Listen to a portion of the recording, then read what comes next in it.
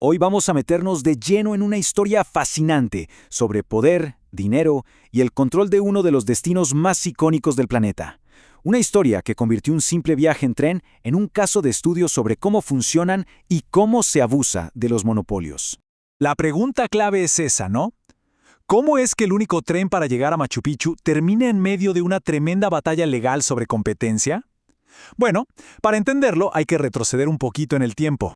A ver, para entender cómo se armó todo esto hay que poner las piezas sobre la mesa. Y todo comienza con la ruta de tren, probablemente más rentable de todo el Perú, la que va de Cusco a la Ciudadela Inca. Pensemos en los años 90. El gobierno peruano tenía una idea que, en papel, sonaba genial: privatizar la vieja y poco eficiente red de trenes del Estado.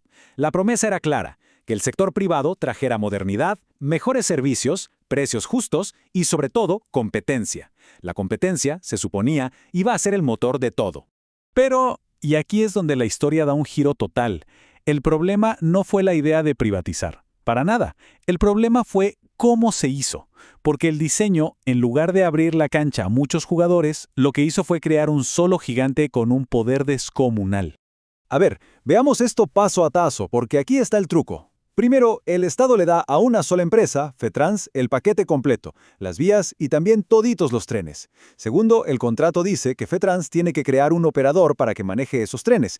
¿Y qué hace FETRANS? Pues algo muy astuto. Crea a PeruRail, una empresa que es básicamente su clon, con los mismos dueños. Y a esta empresa espejo le alquila el 100% de los trenes. O sea, en la práctica, se estaba autoalquilando los trenes. Y ahora sigamos la ruta del dinero, que esto se pone bueno. PeruRail, la operadora, le pagaba a su gemela FETRANS por usar las vías y por el alquiler de los trenes. El dinero básicamente se movía del bolsillo izquierdo al bolsillo derecho del mismo pantalón. Y aquí viene el detallito. El Estado solo se llevaba un porcentaje de esos pagos. Pagos que, lógicamente, el mismo grupo mantenía súper bajos. ¿Para qué se iban a cobrar caro a sí mismos? El monopolio parecía totalmente blindado. Pero, como en las buenas historias, cuando todo parece definido, ¡pum!, aparece un retador, un David dispuesto a plantarle cara a este nuevo Goliat de los rieles. Estamos en el 2003. Aparece esta empresa, Fersimsac, y le toca la puerta a FETRANS con una pregunta de lo más razonable del mundo. Oigan, ¿nos podrían alquilar algunos de los trenes que ustedes administran?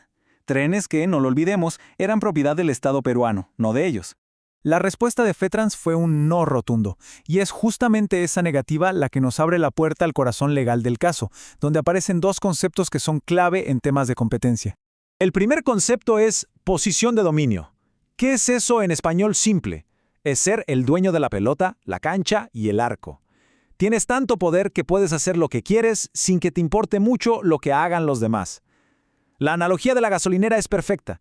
Si eres la única en kilómetros, tú pones las reglas. Y está claro que FETRANS tenía esa posición. Pero bueno, aquí viene la pregunta del millón, una que a menudo confunde a la gente. ¿Es ilegal tener esa posición de dominio? ¿Ser un monopolio es de por sí algo prohibido? Y la respuesta es un no, así, en mayúsculas.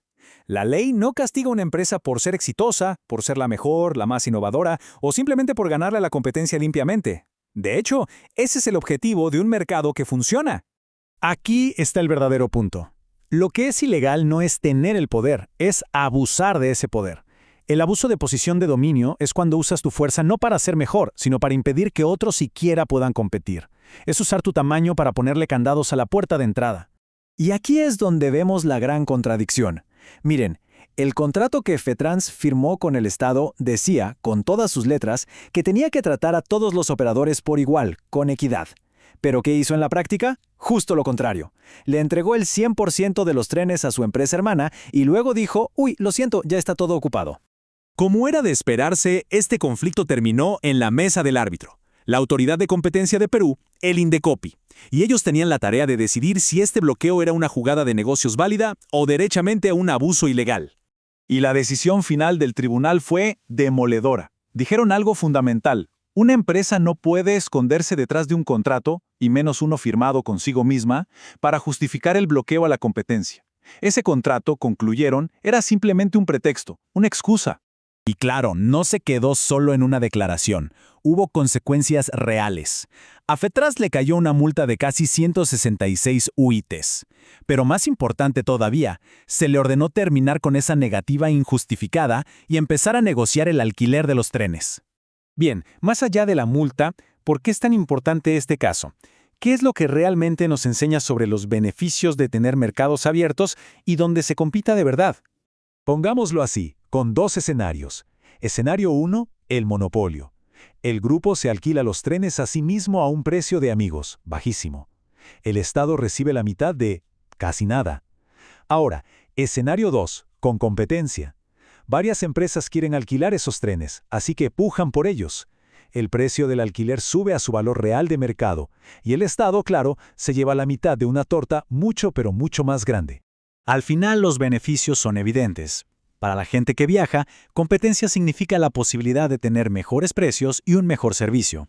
Para el país, significa recibir más ingresos por sus propios activos. Y para el mercado en general, significa que las ganancias se logran por ser eficiente, no por poner barreras. Y esto nos deja con una reflexión para el final. El caso del tren a Machu Picchu es espectacular, pero nos obliga a preguntarnos algo. Si esto pudo pasar en una ruta tan famosa, tan vigilada por todo el mundo, ¿en cuántos otros mercados menos visibles podrían existir estos monopolios ocultos, que nacieron de un mal diseño y que limitan nuestras opciones y nos cuestan a todos? La respuesta quizá está mucho más cerca de lo que creemos.